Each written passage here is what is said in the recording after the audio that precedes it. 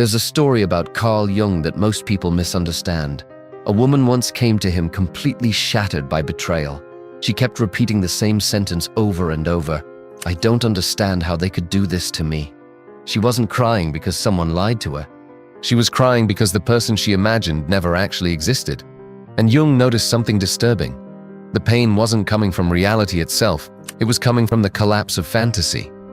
Because deep down, the human mind does something dangerous with people it admires, loves, fears, or desires.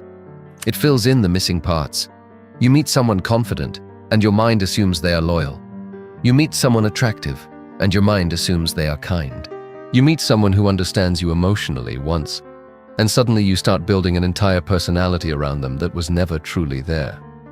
Most people are not in relationships with others. They are in relationships with projections.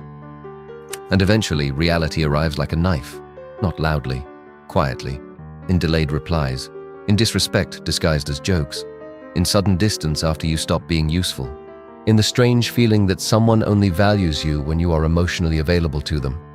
You've probably felt this before without fully admitting it.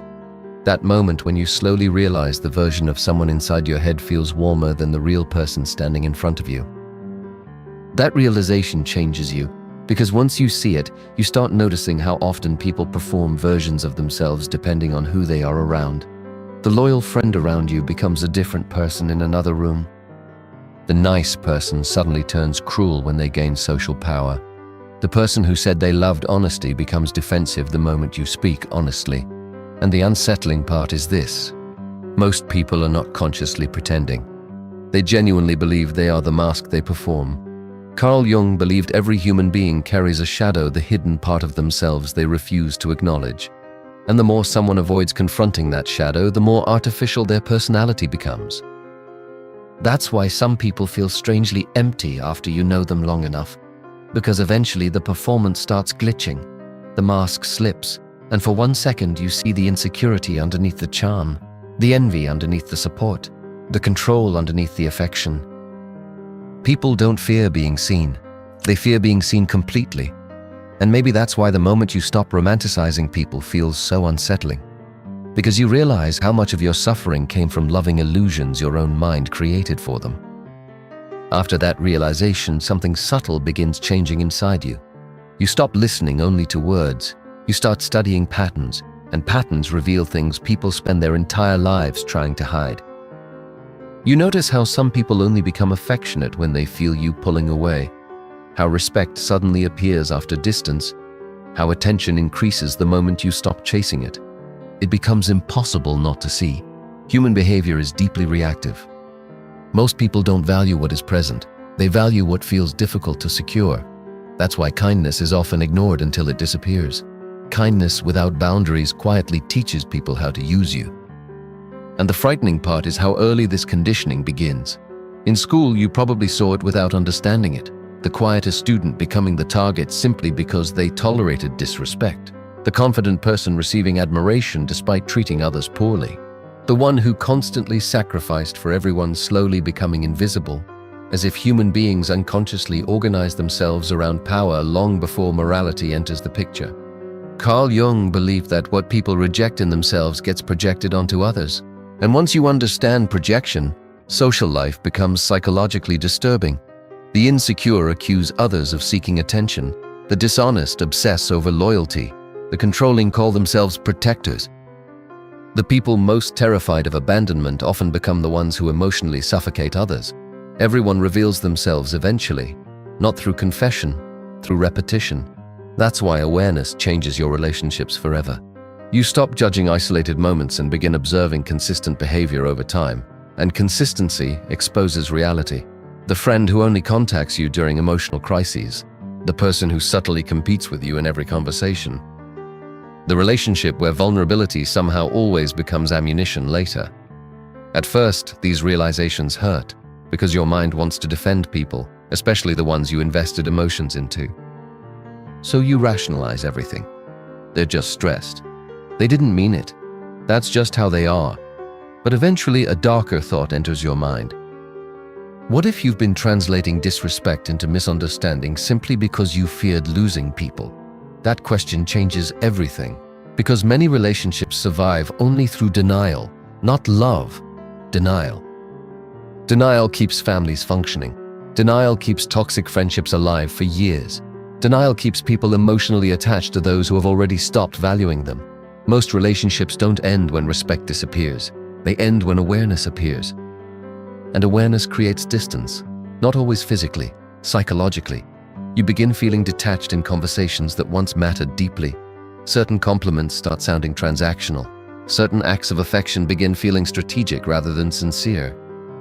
You stop being hypnotized by charm, and once that happens, social dynamics become impossible to ignore. You notice how groups silently punish authenticity, how people become uncomfortable when someone refuses to perform, how honesty threatens entire social structures built on polite deception. Because most social systems are not built on truth. They are built on mutual agreement, an agreement to avoid saying what everyone already sees. And the person who breaks that illusion first usually becomes the problem. That's the strange punishment that comes with seeing reality clearly. You become harder to manipulate, but also harder to belong anywhere. Because once you stop romanticizing people, you start realizing how much of social life depends on performance. Watch how people change depending on status. The insecure become overly agreeable around authority. The confident suddenly become dismissive around weakness. Even morality shifts depending on social reward. Someone will condemn betrayal publicly while secretly betraying people in private. Someone will preach honesty while carefully constructing an image designed to control perception. And most disturbing of all, many people don't even realize they're doing it. Carl Jung understood something brutal about human nature. The ego will protect its self-image at almost any cost. People want to believe they are good. So instead of confronting their darkness, they create explanations for it. Cruelty becomes being honest. Manipulation becomes love. Control becomes protection. Jealousy becomes concern. The human mind is terrifyingly skilled at disguising its true motives, especially from itself. That's why some of the most dangerous people are not the openly malicious ones. They are the ones completely convinced of their own innocence. And if you've lived long enough, you've probably encountered this type of person before. The friend who constantly tears you down for your own good. The partner who makes you feel guilty for needing space. The person who creates emotional chaos, then acts wounded when you react to it. They drain your energy while maintaining the image of being the victim. Because victimhood itself can become power. The moment you understand this, your perception of human interaction changes permanently. You stop focusing only on what people say. You start asking, what emotional outcome does this person want from me? That question reveals almost everything. Some people want admiration. Some want obedience. Some want emotional dependence. Some simply want someone beneath them so they can temporarily escape their own feelings of inadequacy. People rarely seek connection as purely as they claim. Often, they seek regulation, a way to soothe the emptiness they cannot face alone. And this is where the illusion of romance begins collapsing too. Because many relationships are not built on love. They are built on unconscious psychological contracts. I will make you feel valuable if you make me feel wanted. I will save you if you never leave me. I will admire you if you protect me from loneliness. This is why people change so suddenly once the emotional transaction stops benefiting them. Not because they became different overnight, because the mask was attached to a condition, and conditions eventually reveal themselves. You can see this most clearly after success, failure, or transformation. Become successful, and hidden envy appears. Become vulnerable, and hidden disrespect surfaces. Set boundaries, and hidden entitlement reveals itself. Nothing exposes human nature faster than changing the role people assigned to you. The quiet person becomes confident. The agreeable person starts saying no. The insecure person begins healing. Suddenly, the people who claim to love them start becoming uncomfortable. Why? Because some relationships were unconsciously built around your weakness. People don't always love who you are becoming. Sometimes they love who you used to be when you were easier to control, and that realization doesn't make you hate humanity. It simply removes the fantasy. Once the fantasy disappears, loneliness starts feeling different. Not heavier, sharper. You begin realizing that being surrounded by people and being understood are completely different experiences. Some of the loneliest people have active phones, crowded rooms, relationships, conversations every day. But nobody around them truly sees them beyond utility identity, or expectation. And maybe you felt this before without knowing how to describe it. That strange exhaustion after socializing. The feeling that you were present physically but absent psychologically. Like you spent hours performing a version of yourself that kept everyone comfortable while the real you remained hidden underneath. Carl Jung believed that the greatest burden a child must bear is the unlived life of the parents. But the same pattern continues everywhere in adulthood too. Society rewards masks early. Be agreeable, be attractive, be successful, be useful, be emotionally digestible. Slowly, people stop asking themselves who they truly are and begin asking a more dangerous question. What version of me gets accepted fastest? And once a person builds their identity around acceptance, authenticity starts feeling threatening. That's why genuinely self-aware people often make others uncomfortable without trying. Their presence exposes performance. A person who no longer desperately seeks validation becomes difficult to control. A person comfortable with solitude becomes difficult to manipulate. A person who sees through emotional games stops feeding them, and people notice this immediately, even if nobody says it out loud. There's a reason some individuals lose friends after becoming more confident, disciplined, or emotionally independent. Growth changes social balance. The insecure friend suddenly feels inferior. The controlling partner loses influence. The attention seeker no longer receives constant reassurance. And beneath all of this sits a disturbing truth most people avoid confronting. Many relationships are held together less by love and more by unconscious mutual dependency. One person needs admiration, the other needs purpose. One needs emotional rescue, the other needs to feel needed. It functions until one person evolves. Then suddenly the relationship begins cracking in places nobody expected, because awareness destroys unconscious contracts. This is why healing can feel socially dangerous. When you stop tolerating disrespect, manipulative people call you selfish. When you stop over-explaining yourself, insecure people call you distant. When you stop chasing approval, some people lose interest entirely. Not because you became worse, because your role changed. And most human relationships are far more role-based than people want to admit. The funny friend, the strong one, the listener, the helper.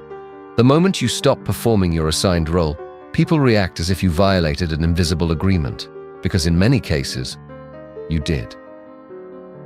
The terrifying realization is that very few people actually want complete authenticity.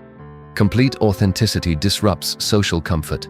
Imagine if everyone openly admitted their jealousy, insecurity, need for validation, hidden resentment, fear of abandonment, desire for control. Most relationships would collapse under the weight of honesty. So society survives through partial truth, carefully managed masks, polite performances, mutual avoidance. And the person who begins seeing this clearly often goes through a strange psychological shift. They stop feeling shocked by human behavior because they finally understand it. And understanding human nature too deeply creates a dangerous temptation. Detachment, not peaceful detachment, cold detachment, the kind where you begin expecting manipulation before kindness, self-interest before loyalty, performance before sincerity. At first it feels intelligent, protective. You tell yourself you've finally woken up, that you see people for what they are now. But this is where many people misunderstand Jung completely, because seeing the darkness in others is only half the journey.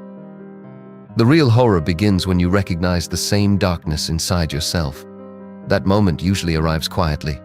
You catch yourself enjoying someone's failure, feeling secretly validated when another person becomes insecure around you, withholding affection to regain control, performing confidence while hiding fear, pretending not to care because caring feels dangerous.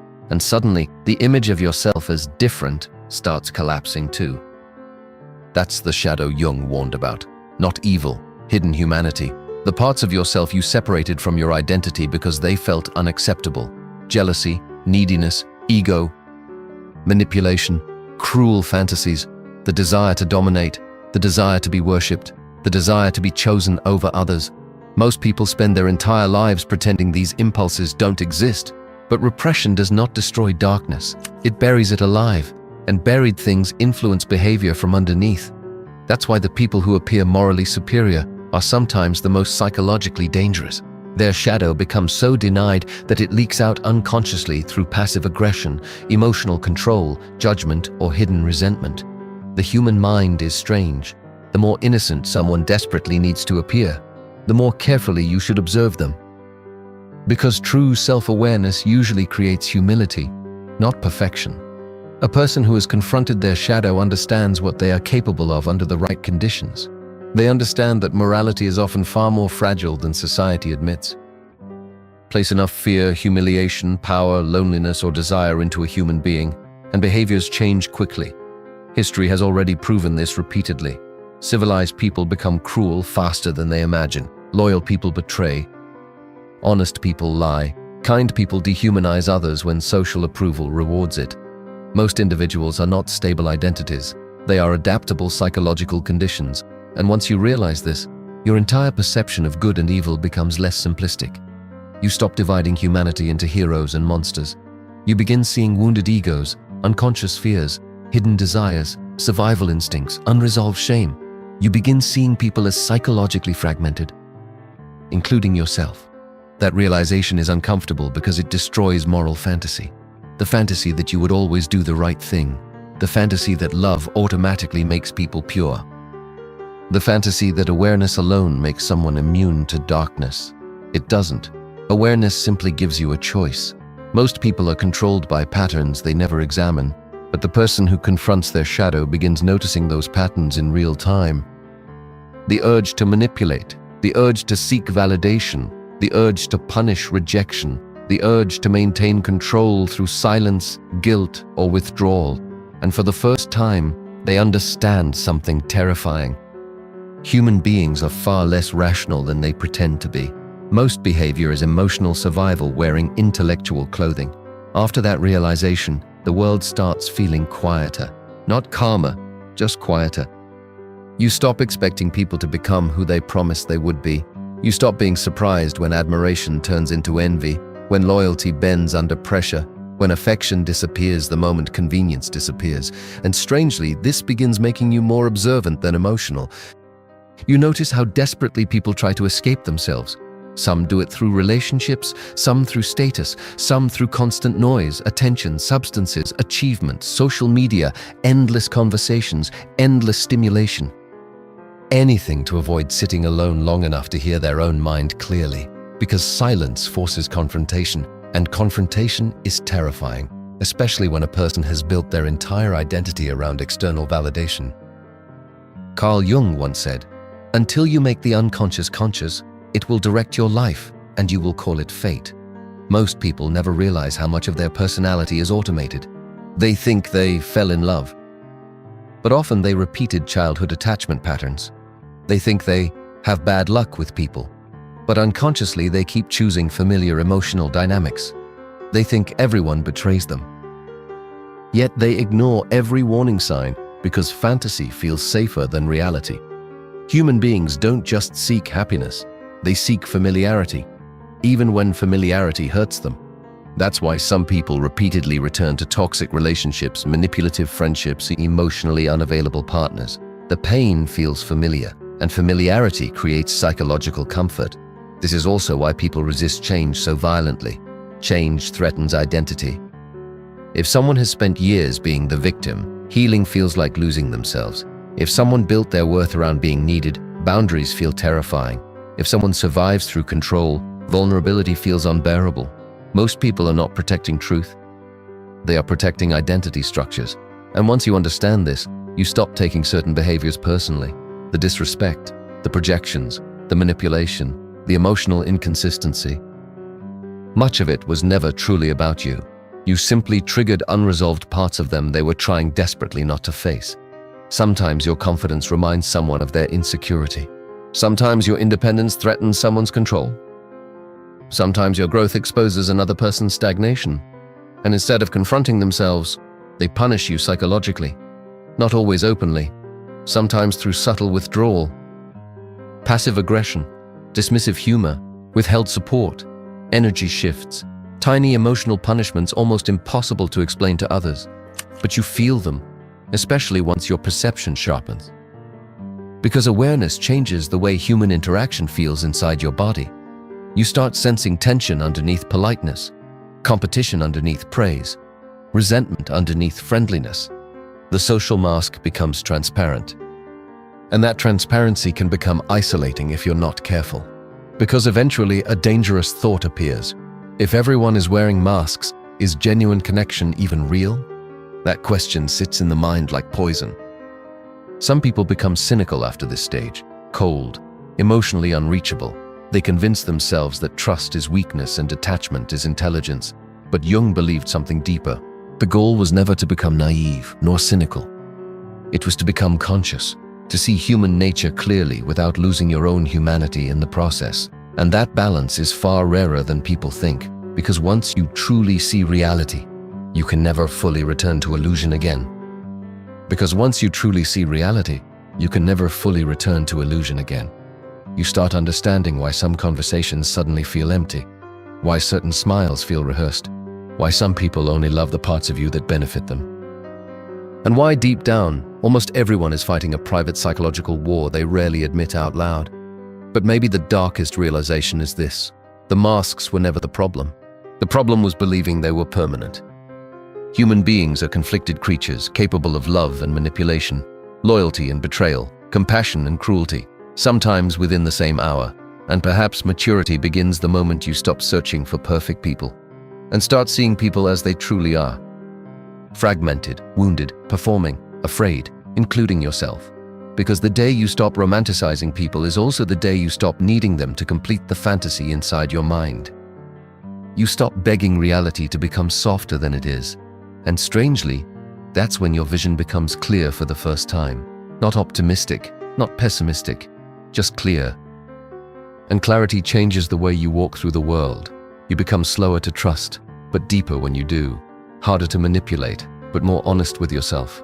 Less addicted to attention, less hypnotized by charm. Less willing to abandon your intuition just to keep someone close. Because now you understand something most people spend their entire lives avoiding.